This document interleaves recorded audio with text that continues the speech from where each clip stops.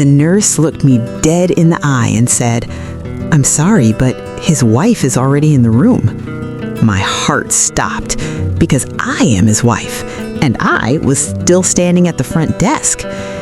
I wish this was a mistake.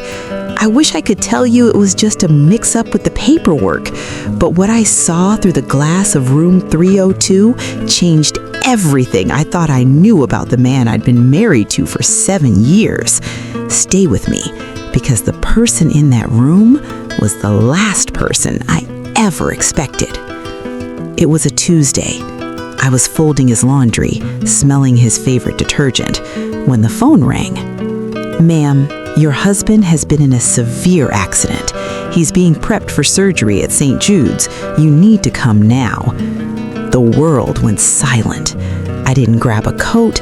I didn't grab my keys. I literally ran to the car barefoot. The drive was 20 minutes, but it felt like 20 years. I kept thinking about our morning. He kissed my forehead. He said, "See you at dinner, babe." Was that the last thing he'd ever say to me? I was screaming at red lights, begging the universe for one more chance to tell him I loved him.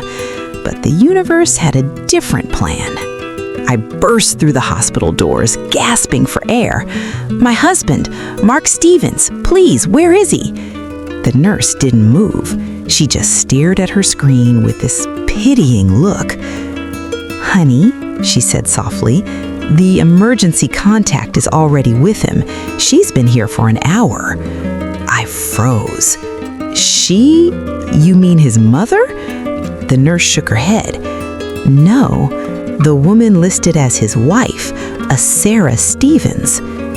"My name isn't Sarah," I whispered, my voice cracking. "I'm his wife. Here's my ID." She checked my ID, then looked back at the file. The confusion on her face turned into pure awkwardness. She leaned in and whispered, "The woman in there, she brought in his insurance card. She has power of attorney." I didn't wait for permission. I walked down that hallway, my legs feeling like lead. I reached room 302 and looked through the small window. There he was, unconscious, and sitting next to him, holding his hand, was my best friend. But she wasn't just holding his hand. She was wearing a wedding ring, a ring that looked exactly like mine. I stood there in the hallway, watching my life shatter through a piece of glass. If you were me, would you walk into that room and demand answers right then? Or would you turn around and walk away to plan your next move? Comment "walk in" or "walk away" below. I'm reading your advice because I still don't know if I did the right thing. And if you want to know what happened when she finally looked up and saw me standing at the door, click the next video for part 2.